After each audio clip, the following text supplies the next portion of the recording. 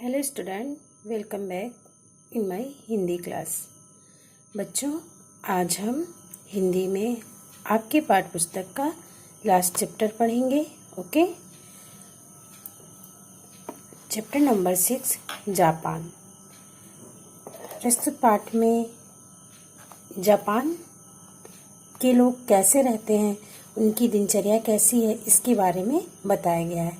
जो जापानी लोग होते हैं बच्चों, बहुत ही परिश्रमी, समय के पाबंद होते हैं। इसीलिए जापान को समृद्ध और संपन्न देशों में गिना जाता है ना। चलिए हम विस्तार से बुक से एक बार रीड कर लेते हैं। एशिया महाद्वीप में जापान एक ऐसा देश है जो चारों ओर समुद्र से घिरा है। यह अनेक छोटे छोटे और 4 बड़े बड़े द्वीपों का समूह है। जापान कहाँ स्थित है बच्चों? जापान एशिया महाद्वीप में स्थित है, जो चारों ओर से समुद्र से घिरा हुआ है। यहाँ छोटे छोटे तथा 4 बड़े बड़े महाद्वीप हैं। ओके, सूर्योदय सबसे पहले जापान में होता है, इसलिए जापानी अपने देश को निपान कहते हैं। वहाँ के लोग बहुत ही परिश्रमी, देशभक्त और ईमानदार होते हैं। अपने देश के प्रति देश प्रेम की भावना जापानियों में कूट कूट कर भरी होती है। इस संबंध में अनेक घटनाएं हैं, जिनमें से एक घटना इस प्रकार है। बच्चों, सूर्योदय मतलब सबसे पहले सूर्योदय कहाँ निकलता है? जापान में निकलता है। इसलिए जापान के लोग अपने देश को क्या बोलते हैं? निपान बोलते हैं।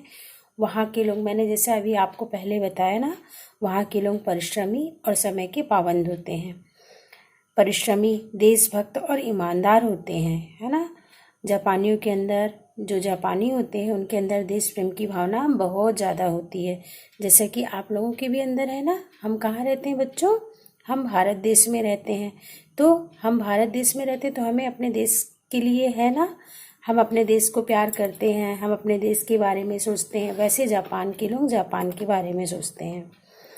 एक बार की घटना है, उस घटना से हमें ये पता चलेगा कि जो जापानी लोग हैं वो अपने देश के प्रति वो अपने देश के प्रति देशभक्त और ईमानदार हैं। देखिए वो कहानी क्या है, चलिए हम रीड करते हैं। एक बार जापान के एक विद्यालय में स्वामी रामतीर्थ जी को आमंत्रित किया गया। निश्चित तिथि को स्वामी जी वहां पहुंच गए। उन्होंने विद्यालय के एक विद्यार्थी से प्रश्न पूछा, तुम किस धर्म को मानते हो? विद्यार्थी ने निर्भीक होकर कहा, बौद्ध धर्म को। एक बार जापान के एक विद्यालय में स्वामी रामतीर्थ जी को बुलाया जाता है ना। वो वहाँ जाते हैं। विद्यालय में एक विद्यार्थी से वो पूछते हैं, आप किस धर्म को मानते हो? तो विद्यार्थी बिना डरे हुए क्या बोलता है? मैं बौद्ध धर्म को मानता हूँ। स्वामी जी फिर पूछते हैं उससे, बुद्ध के बारे में तुम क्या सोचते हो? विद्यार्थी ने कहा, महात्मा बुद्ध तो भगवान है, मैं उनका सम्मान करता हूँ। फिर उस विद्यार्थी ने जापानी प्रथा के अनुसार भगवान बुद्ध को प्रणाम किया। स्वामी जी ने विद्यार्थी से पुनः प्रश्न किया, अच्छा बताओ, कन्फ्यूशियस के बारे में तुम क्या जानते हो? जैसा कि अभी आप लोगों से हम बोले कि गणेश जी को आप जानते हो, तो आप लोगों के अंदर कैसे भाव आते हैं? हाँ, सबसे पहले आपके मन में भाव क्या आएगा? क्योंकि वो हमारे इष्ट हैं, प्रभु हैं ना, गणपति बप्पा हैं, तो आपके मन में क्या भाव आएगा? आदर से पहले आप उनको सम्मान दोगे, नमस्कार करोगे, है ना। वैसे ही जापानी बच्चे के मन में बौद्ध जो थे, बुद्ध जी, वो क्या बोला? बुद्ध जी हमारे भगवान हैं। ऐसे ही हमारे भी भगवान होते हैं ना। विद्यार्थी बोला, जी वे एक महान संत थे। यह कहकर उस विद्यार्थी ने फिर कन्फ्यूशियस को भी प्रणाम किया। अंत में स्वामी जी ने पूछा, यदि किसी देश की सेना तुम्हारे देश में आक्रमण कर दे और उस सेना का सेनापति महात्मा बुद्ध या कन्फ्यूशियस हो, तो तुम क्या करोगे? स्वामी जी का प्रश्न सुनकर विद्यार्थी का चेहरा क्रोध से तमतमाने लगा और गुस्से में बोला, यदि कोई मेरे देश की ओर आंख उठाकर भी देखेगा तो मैं उसकी आंखें फोड़ दूंगा, फिर चाहे बुद्ध हो या कन्फ्यूशियस। देखा, उस बच्चे के अंदर देशभक्ति कितनी ज़्यादा थी अपने देश के प्रति। इससे पहले वो बुद्ध को भगवान और कन्फ्यूशियस को संत कहकर प्रणाम किया था, है ना।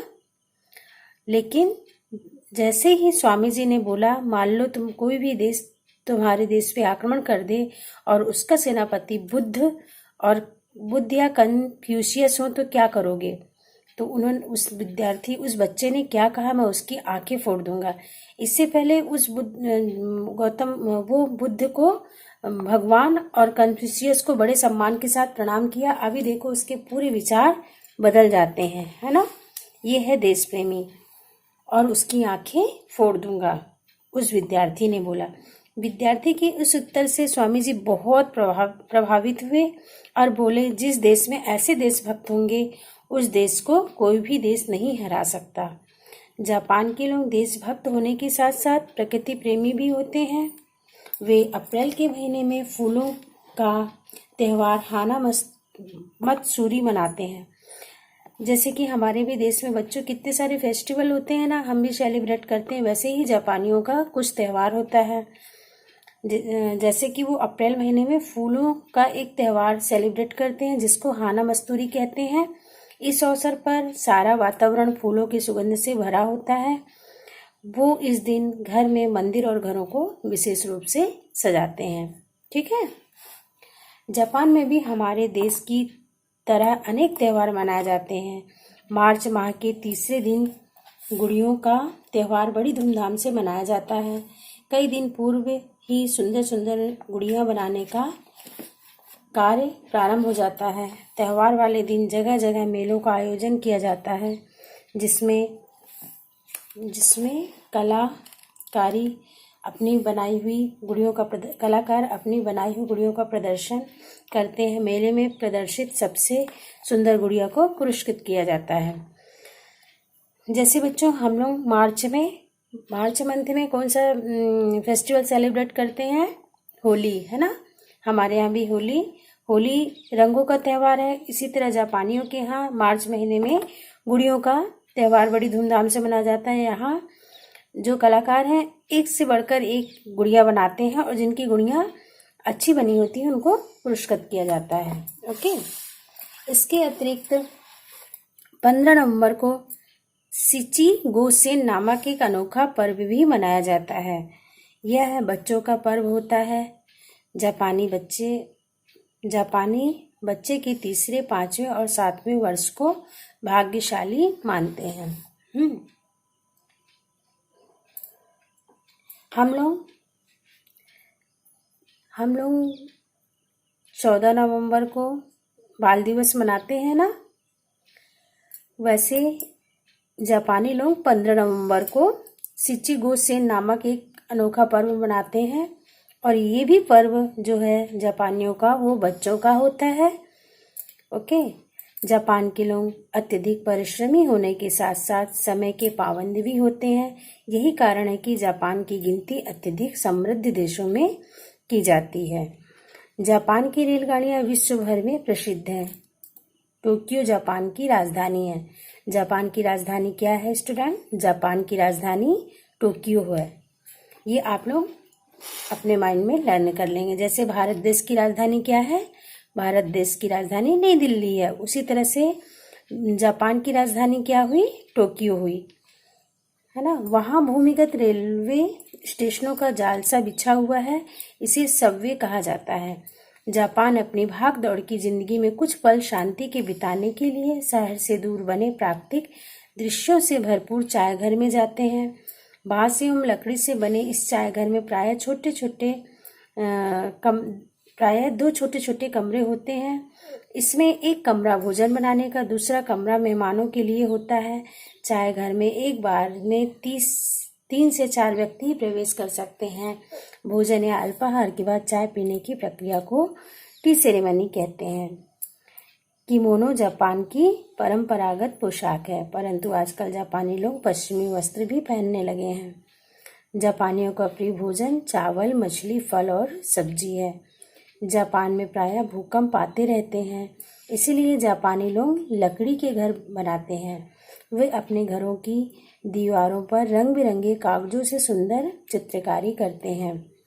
जापान की एक मुख्य विशेषता है कि प्रत्येक जापानी अपनी मातृभाषा बोलता है। माना जाता है कि 99% जापानी लोग अपनी भाषा बोलते हैं, पढ़ते हैं, लिखते हैं और समझते हैं।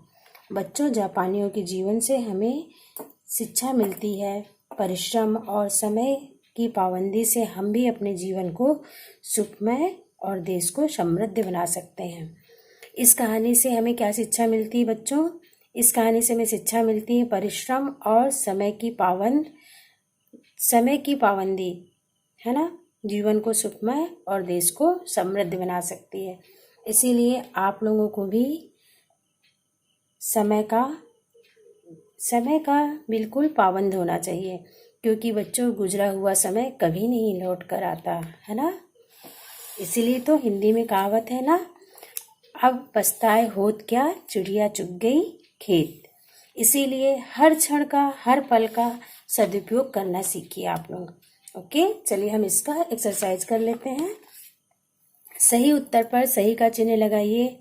जापान गुड़ियों का त्योहार कौन से महीने में मनाया जाता है?